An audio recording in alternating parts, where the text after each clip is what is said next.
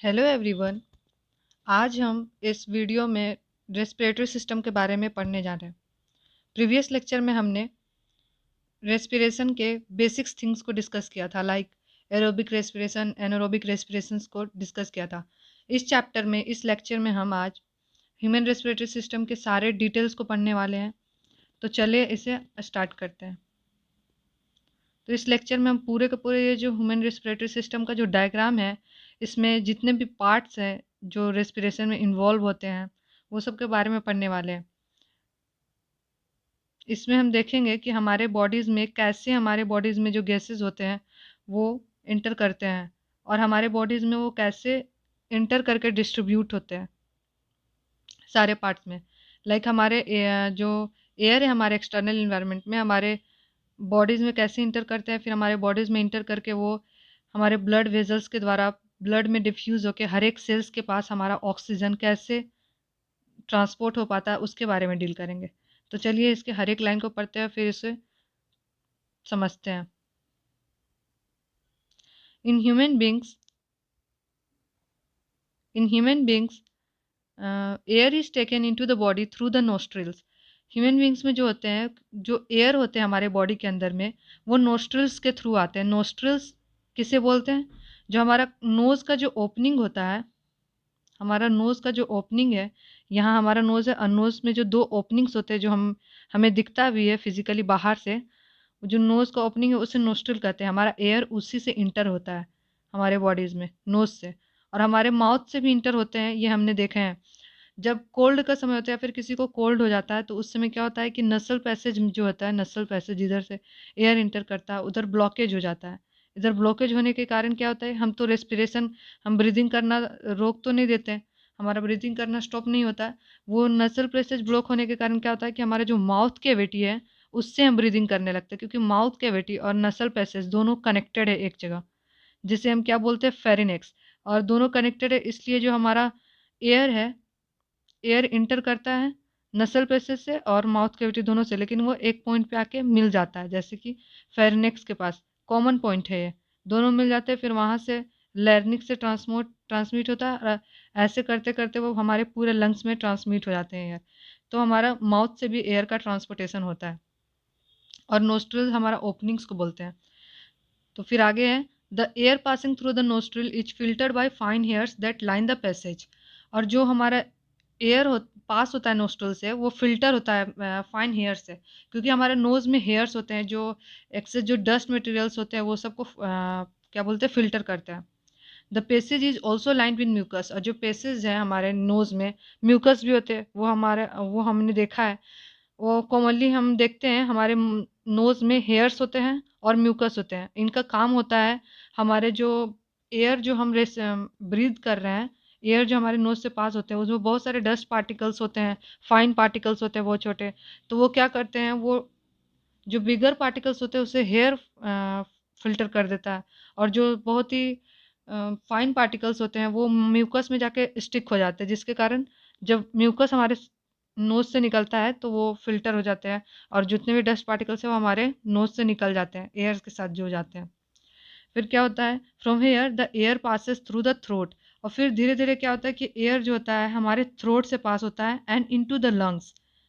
Rings of cartilage are also present in the throat. This ensure that the air passage does not collapse. तो हमारा क्या होता है, हम आगे देखेंगे, जो हमारा एयर है वो नोज से इंटर करके फिर थ्रोट में आता है। थ्रोट हम गले वाले पोर्शन को बोलते हैं, जो फिजिकल बाहर से जो हमें गला दिखता है उसे नेक बोलते हैं, और जो अंदर का पोर्शन है गला का उसे थ्रोट बोलते हैं। तो वो क्या होता है कि हमारा जो एयर है, एयर नसल पैसेज से ट्रांसपोर्ट होते होते फिर थ्रोट के पास आता है, और थ्रोट के पास से फिर लैरिनिक्स को हम वोकल कोड भी बोलते हैं, जहाँ से हमारा साउंड जर्मिनेट होता है हमारा, जब हम बोलते हैं तब एयर के वो जो साउंड जनरेट होता है वो एयर के पास होने के कारण ही वहाँ से वाइब्रेशन जनरेट होता है, और हम उसे स्पीच में या साउंड में कन्वर्ट करते हैं। तो ये हमारा वोकल कोड बोला जाता है लैरिंक्स को। फिर यहाँ से ट्रांसमिट होते होते वो हमारे ट्रैकिया में पहुँचता है। ट्रैकिया जो है बहुत सारे कार्टिलेजिनस रिंग से कवर्ड होते हैं, रिंग्स ऑफ कार्टिलेज से कवर्ड होते हैं। कार्टिलेज क्या है, सॉफ्ट बोन है जो कि फ्लेक्सिबल होता है। जिसके कारण क्या होता है, जो हमारा एयर जो है पास होता है एक्सटर्नल इन्वायरमेंट से इंटरनल इन्वायरमेंट में, तो ये कार्टिलेज सॉफ्ट होने के कारण जो हमारा एयर है वो कोलैप्स नहीं करता इसके साथ, इसको डैमेज नहीं करता हमारे पैसेज को, क्योंकि जब एयर इससे पास होते हैं तो ये हमारे वो एक्सपेंड करेगा, क्योंकि वो फ्लेक्सिबल होता है, थोड़ा मोड़ा एक्सपेंड करता है, जिसके कारण कोलैप्स नहीं होता और इसे डैमेज नहीं हो पाता। मैं इसका कलर दूसरा चूज कर लेती हूँ, देखिए सही है। तो यहाँ से जो एयर आते हैं, कार्टिलेजिनस रिंग से जो एयर गुजरते हैं, एयर जो पास होता है इससे ट्रैकिया से, ट्रैकिया कार्टिलेजिनस रिंग से कवर्ड होता है, जो सॉफ्ट होता है और वो डैमेज नहीं होने देता। फिर इसके बाद हम देखेंगे, इसके बाद हम देखते हैं कि जो हमारा within the lungs the passage divide into smaller and smaller tubes which finally terminate in balloon like a structure which are called alveoli, singular alveolus. तो क्या होता है, जब ये ब्रांचेज है ट्रैकिया, जब ट्रैकिया से जब एयर पास होते हैं तो ट्रैकिया जो होता है लंग्स में आके दो ब्रांचेज में डिवाइड हो जाते हैं, उस ब्रांचेज को हम ब्रोंकाई बोलते हैं। और फिर ये ब्रोंकाई जो है फर्दर डिवाइड होते हैं और भी छोटे छोटे ब्रांचेज में, जिसे हम ब्रोंक्यूल्स बोलते हैं। ये छोटे छोटे ब्रांचेस डिवाइडेड हैं, उसे ब्रोंक्यूल्स बोलेंगे। और ब्रोंक्यूल्स जो है बहुत छोटे छोटे सैक लाइक स्ट्रक्चर, बोरी के जैसे स्ट्रक्चर्स में, छोटे छोटे बोरी जैसे स्ट्रक्चर में डिवाइडेड होते हैं, जिसका नाम है अल्वियोलर सैक। और अल्वियोलर सैक के अंदर में बहुत सारे अल्वियोलाई होते हैं, जैसे कि हम अल्वियोलर सैक है, इसको मैग्नीफाई करके यहाँ दिखाया गया है। बहुत सारे छोटे छोटे अल्वियोलाई में डिवाइड होते हैं, जो एक बलून के जैसा स्ट्रक्चर होता है। जैसे बलून को जब हम बलून जो होता है उसमें बहुत सारे एयर भरा हुआ रहता है और उसके कारण वो एक्सपेंडेड और फूला हुआ दिखता है, उसी तरीके से ये अल्वियोलाई भी जो है बलून के जैसा स्ट्रक्चर होते हैं, क्योंकि इसमें जो होते हैं एयर जो होता है, एयर का मेन एक्सचेंज होता है वो अल्वियोलाई में जाकर ही होता है। अल्वियोलाई जो होता है एयर से फिल्ड होता है, इसलिए बलून के जैसा ये दिखता है। और सिंगुलरली जो सिंगल एक अल्वियोलाई को हम अल्वियोलस बोलते हैं। The alveoli provide a surface where the exchange of gases can takes place.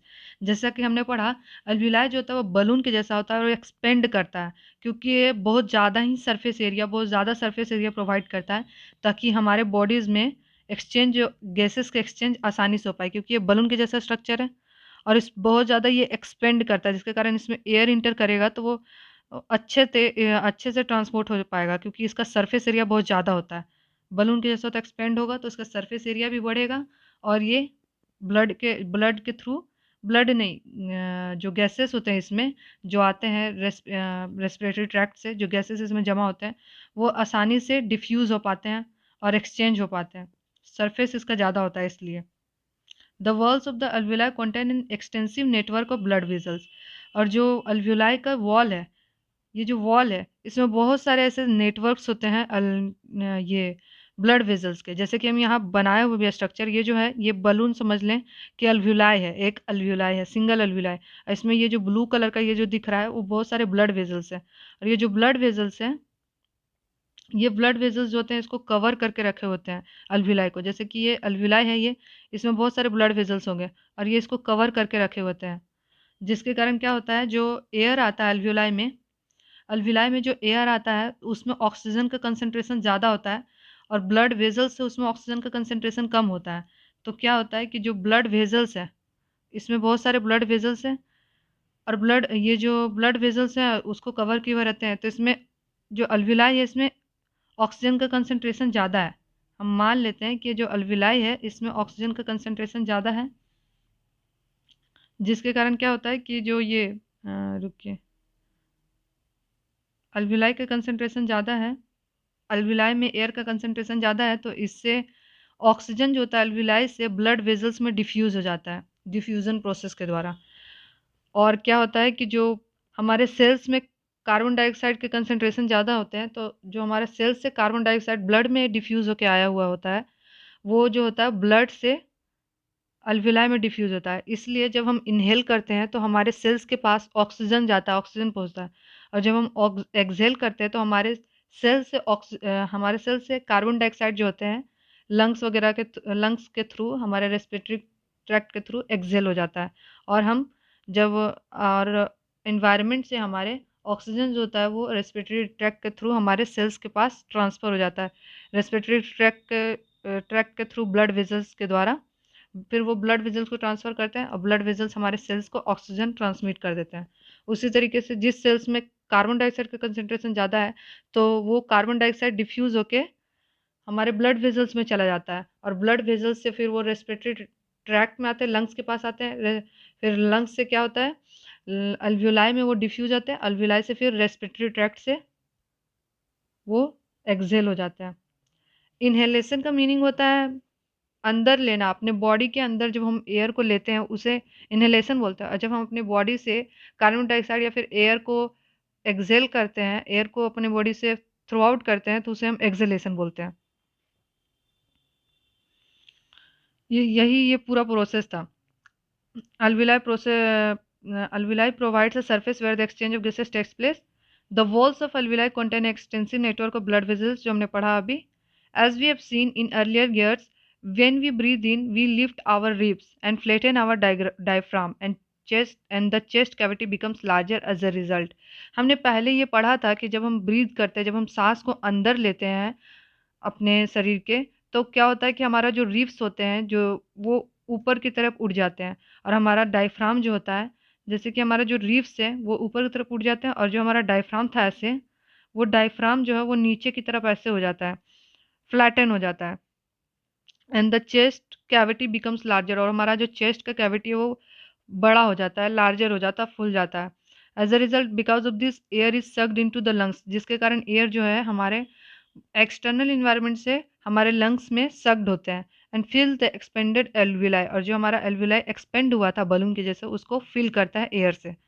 The blood brings carbon dioxide from the rest of the body for release into the alveoli, जो हमने भी पढ़ा कि जो ब्लड है वो कार्बन डाइऑक्साइड के हमारे जो बॉडीज के रेस्ट पार्ट है जहाँ से कार्बन डाइऑक्साइड रिलीज हुए हैं वहाँ से कार्बन डाइऑक्साइड को कैरी करके लाता है और उससे अल्विलाई में रिलीज करता है, जिससे and the oxygen in the alveolar air, और जबकि और अल्व्यूलर एयर में ऑक्सीजन को रिलीज करता है बाहर से, और अंदर के जो सेल्स है उससे कार्बन डाइऑक्साइड को अल्व्यूलर सेल्स अल्व्यूलाई में रिलीज करता है, और जिसके कारण क्या होता है कि ऑक्सीजन हमारे बॉडीज में ट्रांसमिट होता है ब्लड के थ्रू, और कार्बन डाइऑक्साइड ब्लड के थ्रू हमारे बॉडी से सेल से अल्व्यूलर अल्व्यूलाई में ट्रांसमिट होता है, और वो फाइनली एक्सेल हो जाता है हमारे बॉडी से।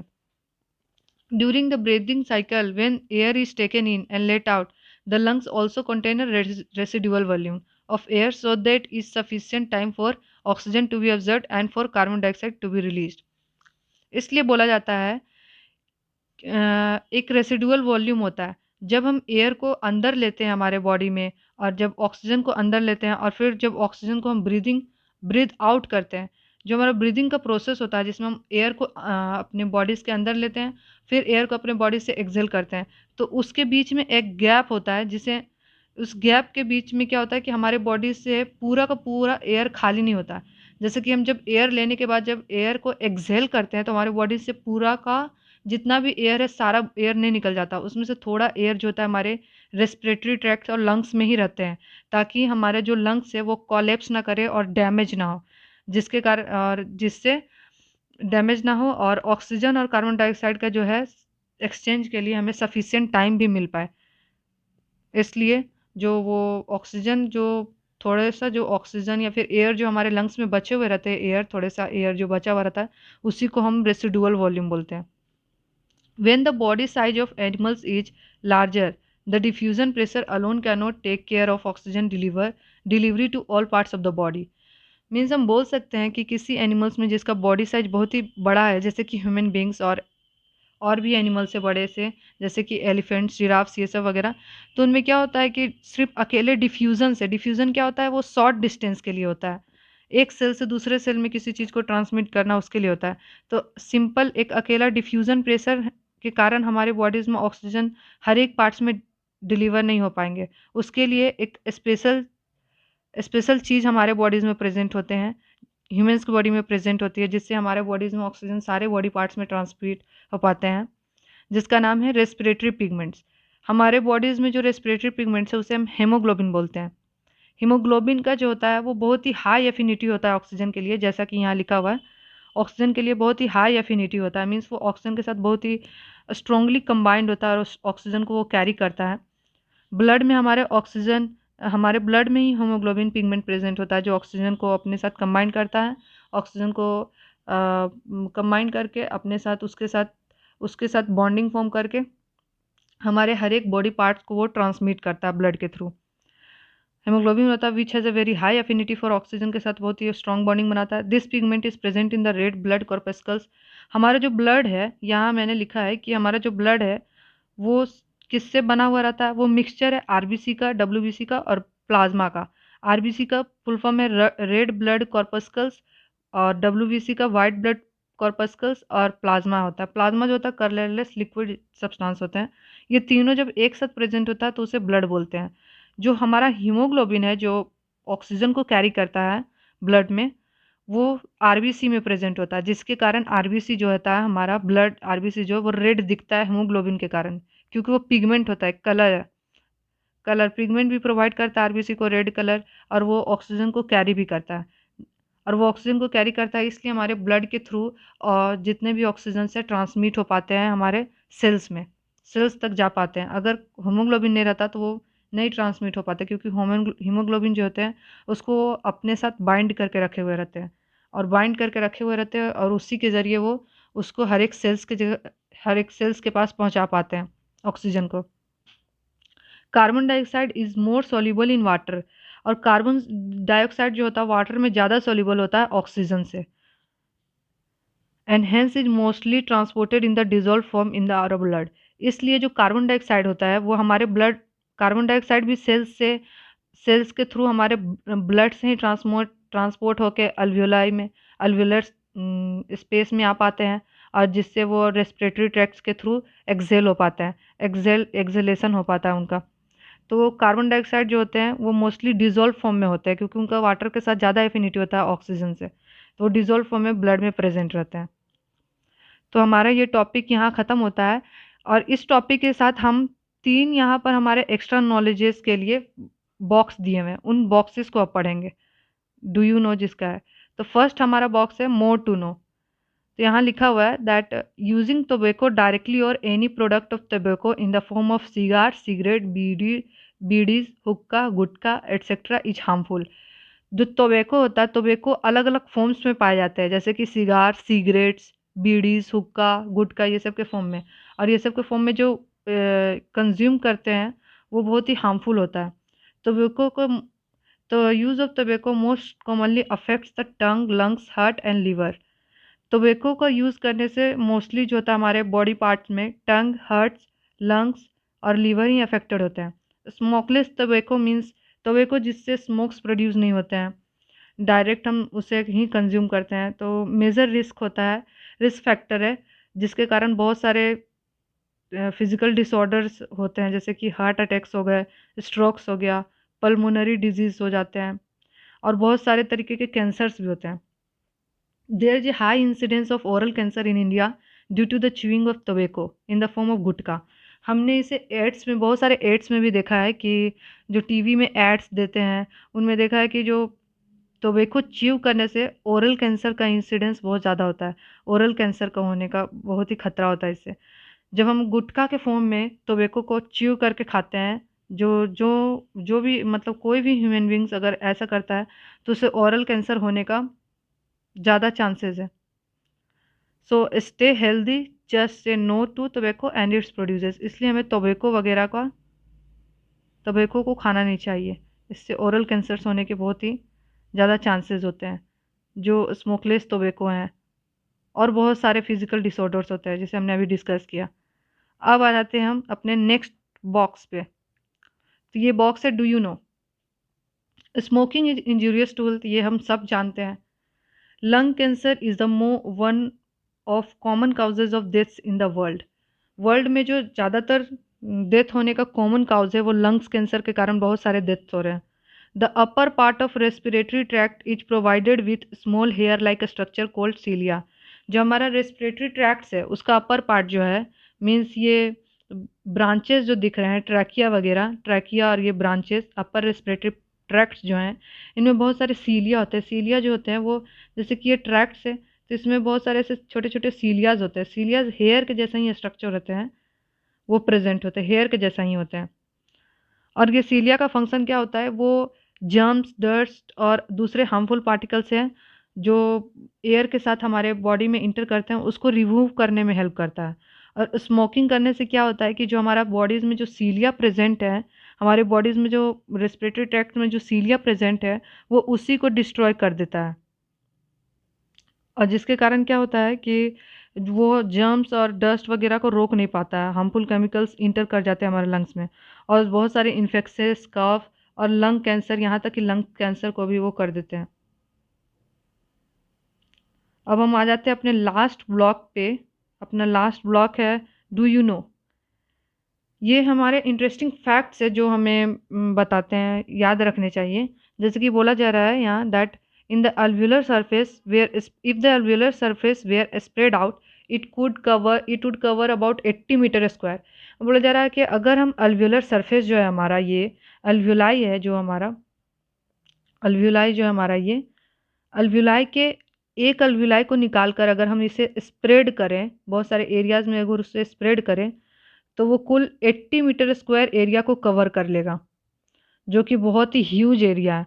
इससे हमें पता चलता है कि ये जो हमारा ह्यूज सरफेस एरियाज प्रोवाइड करता है, इससे हमें इफिशिएंट एक्सचेंज ऑफ गैसेस में हेल्प मिलती है अल्व्यूलाई के सरफेस के कारण, क्योंकि ये बहुत ही बड़ा सरफेस होता है। अगर हम इसे निकाल कर स्प्रेड करेंगे तो वो 80 मीटर स्क्वायर तक के एरिया को भी वो कवर कर लेता है।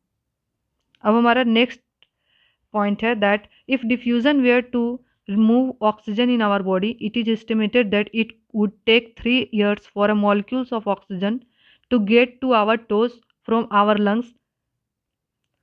are are not you glad that we have hemoglobin? तो यहाँ बोला जा रहा है कि अगर हमारे बॉडीज में सिर्फ डिफ्यूज़न से ही अगर ऑक्सीजन ट्रांसमिट होता, तो हमारे बॉडीज में, हमारे लंग्स से ऑक्सीजन को हमारे हर एक बॉडी पार्ट्स में, लाइक हमारे जो लेग का टोज़ है, मतलब लेग फिंगर जो है, लेग में जो फिंगर्स है टोज़, वहाँ पर तक ऑक्सीजन को ट्रांसमिट होने में 3 साल लग जाते हैं। इसलिए ये हमें खुश होना चाहिए कि हमारे पास हीमोग्लोबिन है। हीमोग्लोबिन के कारण ही हमारे बॉडीज़ में जो ऑक्सीजन होते हैं वो तुरंत ट्रांसमिट होते हैं। नहीं तो हम लोग अभी तक नहीं तो हम लोग ज़िंदा नहीं होते, क्योंकि हम 1 मिनट तक भी बिना रेस्पिरेशन के ज़िंदा नहीं रह सकते। इसलिए अब अगर यहाँ तो 3 साल लगता तो हमारा तो ह्यूमंस होते ही नहीं। ये टॉपिक हमारा रेस्पिरेशन का जो टॉपिक है यहीं पर ख़त्म होता है, और आगे क्वेश्चंस दिए हुए हैं जिसे आपको सॉल्व करना है। और अगर आपको डाउट हो तो कमेंट करिए कमेंट सेक्शंस में। Thank you for watching.